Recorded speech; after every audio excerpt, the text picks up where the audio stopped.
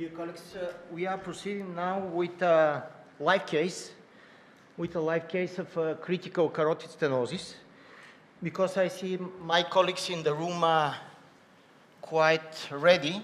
So I will ask Dr. Janevska to present us the case by clinical and imaging point of view, and after that we are going to proceed the advancement of the case.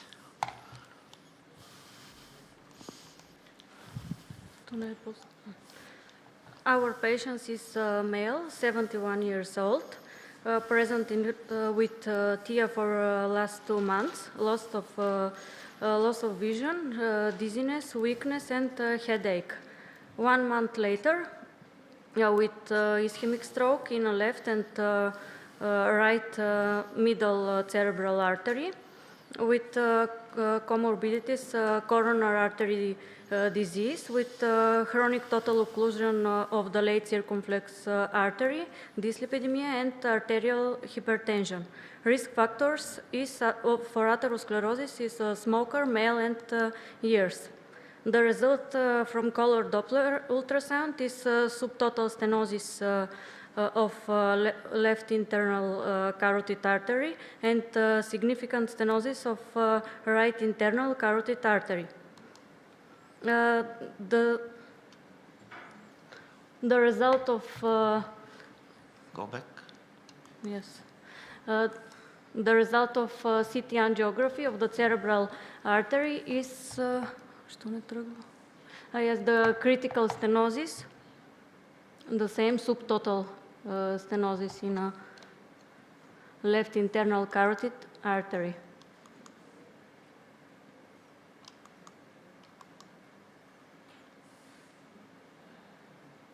Is it possible to stop? Yeah. And Little. yeah, in fact, it's here. Yes. Yeah, it passed. Go ahead. Just a little. Go, go, go. Go, go. Stop. Yes. Come back a little. It's overlapping. It's overlapping. In fact, it's overlapping over the vertebral artery, and but you can see it there.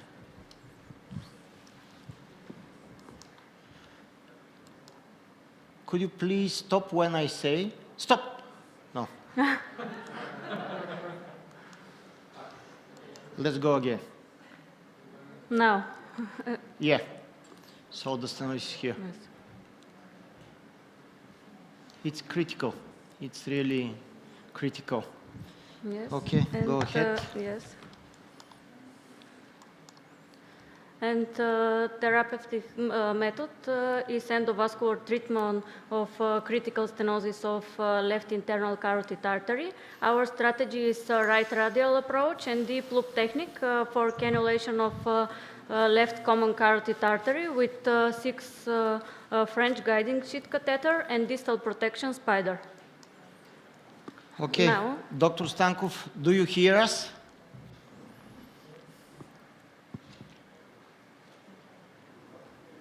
It's necessary 10 minutes for to be ready for the start with procedure. You can go with one lection and the most recent symptomatic was a small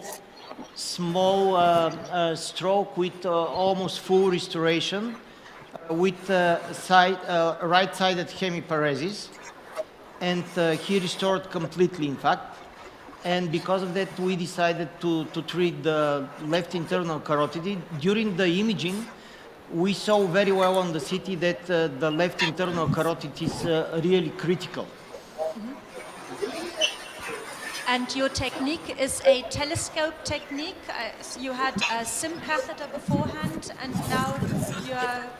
Exactly. In fact, we have quite a good experience with upper approach, arm approach, both radial and brachial, the so-called deep loop technique. And in cases in which we have difficulties of femoral approach, or it's too calcified to plan a closure device implantation, we are using also the arm. Of course, the most suitable patients for this approach are the patients with bovine arch. So in bovine arch, in which the left common carotid is like a branch of the brachiocephalic trunk, there is a very smooth transition from the brachiocephalic trunk to the left carotid. But in this case, it's not the case. So in case the left common carotid is an independent branch of the arch, like in the usual case, in these cases we are using the so-called deep loop. And the success rate of deep loop for the left common carotid artery is more than 90%. We published our series of more than 60 patients. And, but of course, it's not 100%. Dr. Stankov can probably tell us what is the situation now.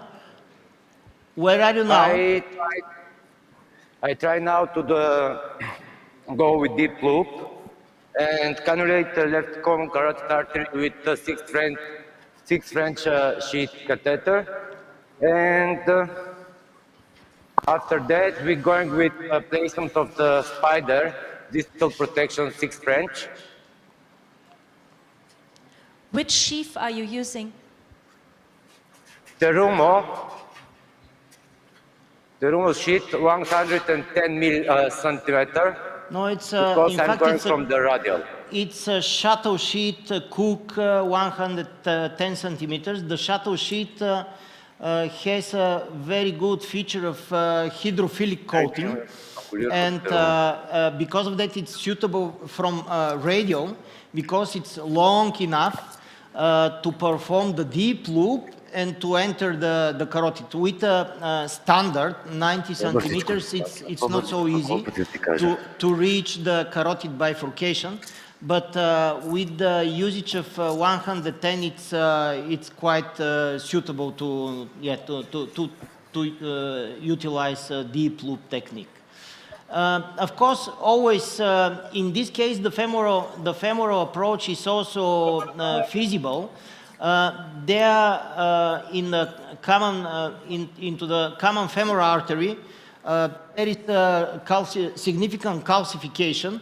That is a relative contraindication for closure device, for vascular closure device, but it's also possible to perform the case by femoral. So we can, okay, we can follow the. So you can see this is on the left anterior oblique that there is a trend, the wire to not to go into. I mentioned yesterday that it's relatively easy, but not always. Not always. In this situation.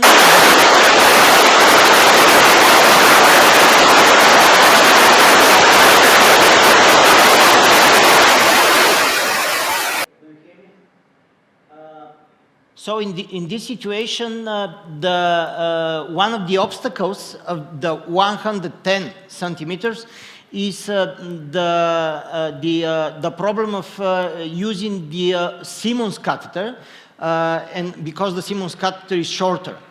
And in this situation, what Dr. Stankov can do is to remove the long sheet, to cannulate with a simple Simmons catheter the left carotid, to put deeply the long wire, and to try again with the long sheet in order to selectively go into the carotid, into the left carotid artery. Ivo, which SIM catheter catheter are you using? Which company? What is the SIM catheter? Simmons единичка. Simmons 1 or 2. It depends. What I find often is that the SIM, for example, from the cordis is quite stiff. We are using the Cook, SIM 1 and SIM 2 of Cook. So here one thing to try is the SIM catheter from Penumbra. is very, very soft and flexible. So in these situations, that's a catheter which will follow much easier without dislodging everything. Very good point. Because as you said, you need a stiff sheath, so you need the shuttle, for example.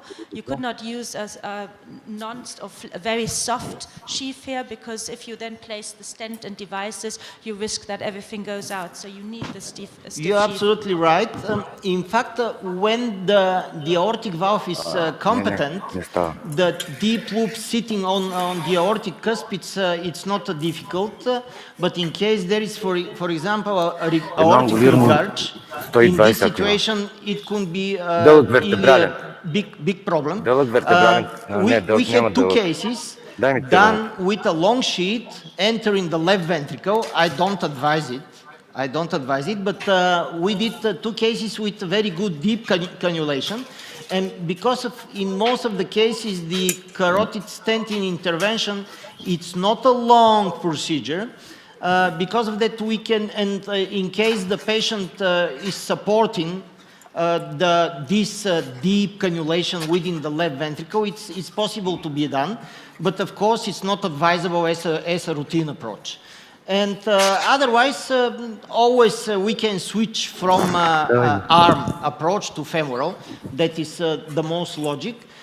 We can, Dr. Stankov, what we are doing now? I changed the catheter. I use now vertebral catheter, for French, for the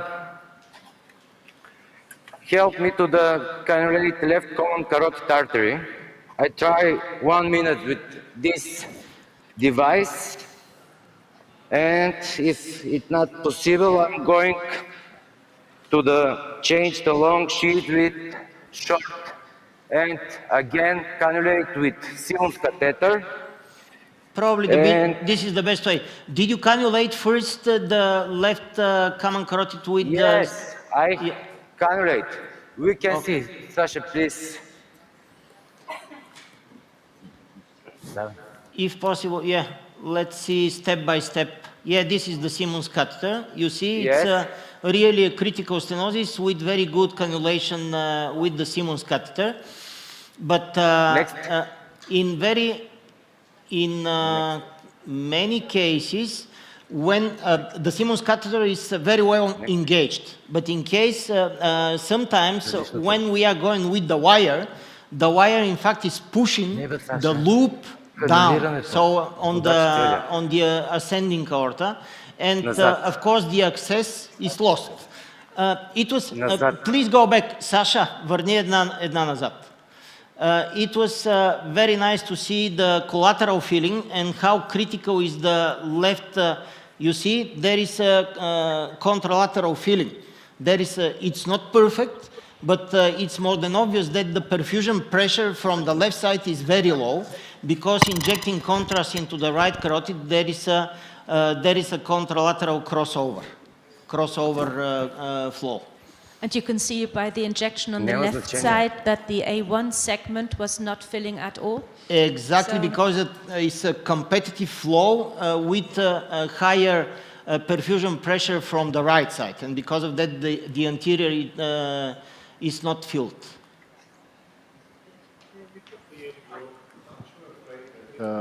With this maneuvering, you can scratch some debris from the aorta. It's absolutely absolutely great remark.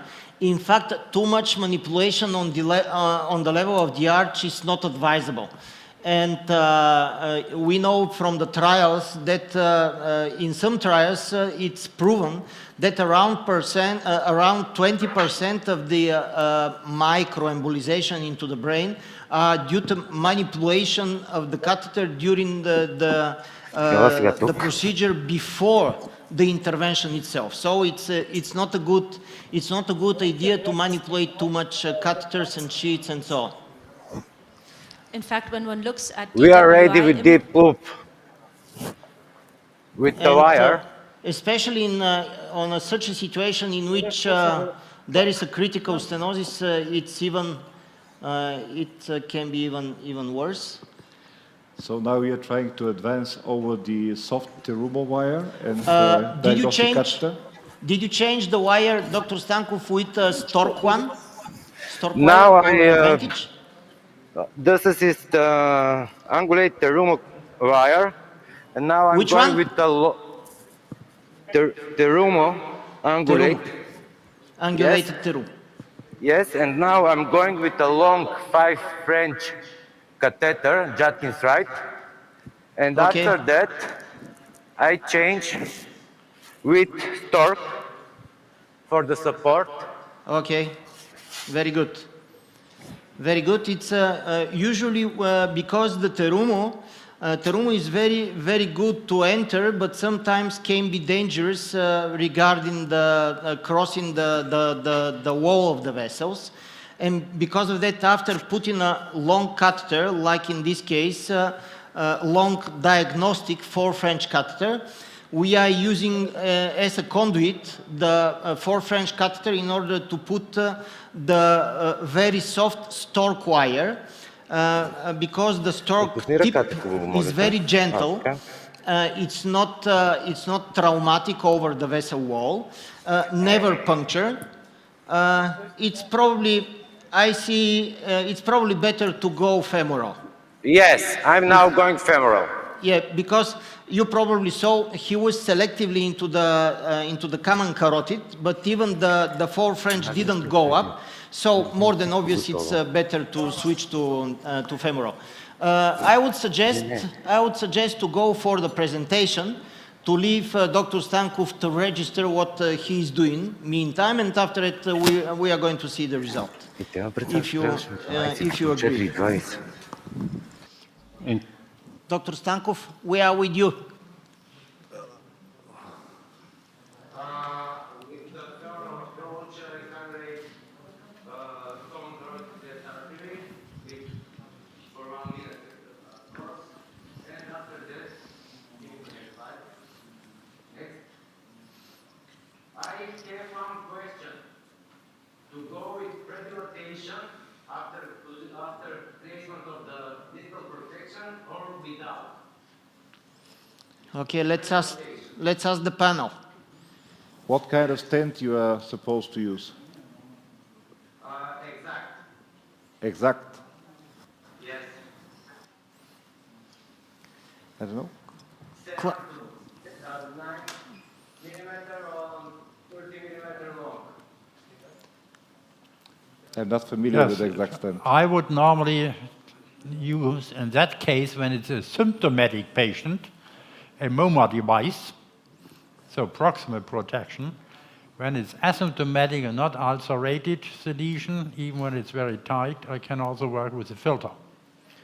Yeah. But routinely, we use all the time a cell protection device. Yeah, what kind of protection do you use, Dr. Stankov? Distal protection, Professor Petrov, spider 6. Okay, 6 millimeter spider. And what about predilation, Klaus? Would you go for predilation or not? I would not go for predilatation when it's not calcified. I don't see too much calcified. I think it's a soft plaque, and with a soft plaque you can go and do immediate state. Yeah. When there is calcium, then I would predilate, because you can have the problem that you are, within the lesion and you cannot move it anymore because it's so rigid and calcified. I guess that exact stent have good profile and not. Absolutely, exact stent is a quite so low profile. Probably direct stenting is the preferred choice. Yeah, let's tell the audience this is the European style. So in Europe we tend more to make direct stenting. That is absolutely advisable, especially in case of closed cell design. It's a very good option because after putting the stent, we fix more or less the plaque, and we tend more to post-dilate. The American guys, the reverse technique, they do try pre-dilatation, and sometimes they only place a stent and doesn't without touch it touching anymore. Okay. Dr. Stankov, you probably have heard. Just a question for Professor Mathias. In a situation like this, you prefer not to use a double mesh stent, or you stick to the old stents? Double That's mesh? different. When in symptomatic lesions, I also like the hybrid stents. So where you have then these very tiny mesh work, yes, like Road Saver and so on, or exact stent. But here, the exact stent is a very stable, strong stent, so I have no doubt that that will be opened completely. So, Dr. Stankov, you understand? So the advice of the panel is direct stenting. Yes, my route is the same. I'm going directly for direct stenting. Next slide, please. No problem with the crossing with the stent of the zone of stenosis. Next. And this is But final you see result. how compressed was the stent. It was really very tight stenosis. In most of the cases, we are using, I can guess it's the same here, a 5 millimeter non-compliant balloon. Yes, I take it this one. Yeah. And this is the final result. And intracranial final result. We now can see the start of the flow in the cerebral anterior artery. Yeah, that was And missing. Also some disease. much better flow in the medial artery. And how is the patient doing? How is the patient? Very, very fine. It's speaking English. It's tell me very interesting presentation for your presentation, Professor Petrov. So Okay. he appreciated. Okay, I appreciate as well. Okay, let's go up. I just want to discuss the length of the stent. In a situation like this, a little bit curvy artery, we usually go for the longer stent. Just having an idea that atherosclerosis is a little bit more than we see on the angio. Very good point. And I don't know, what do you think? Long stent or short one? Yes, that depends. Yes, you can use also 40 millimeter long stent. Yeah. Yes, but I think when you check on that patient in a couple of weeks, yes, there is some remodeling and it will look differently and even better than now.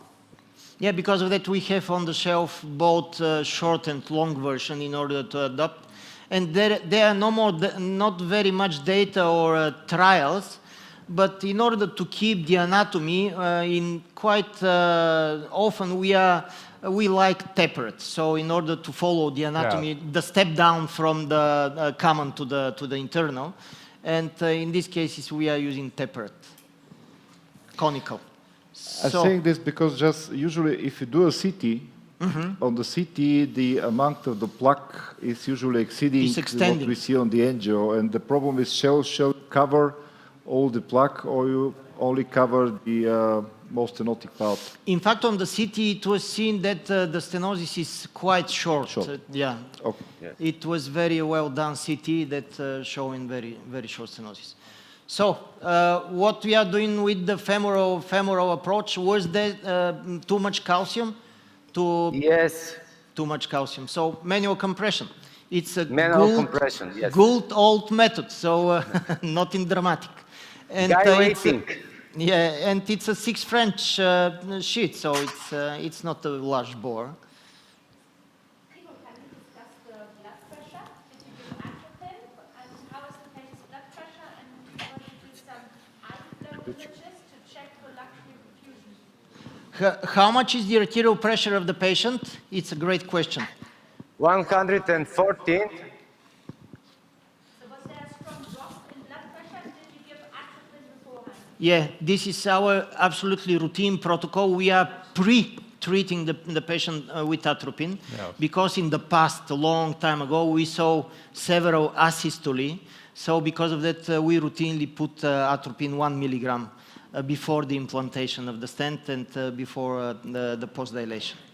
And especially when the bifurcation is involved. So at the end, a historical remark, yes, when Gary Rubin started in the United States as a cardiologist to do the carotid, he said it must be done by a cardiologist because you can have heart arrest.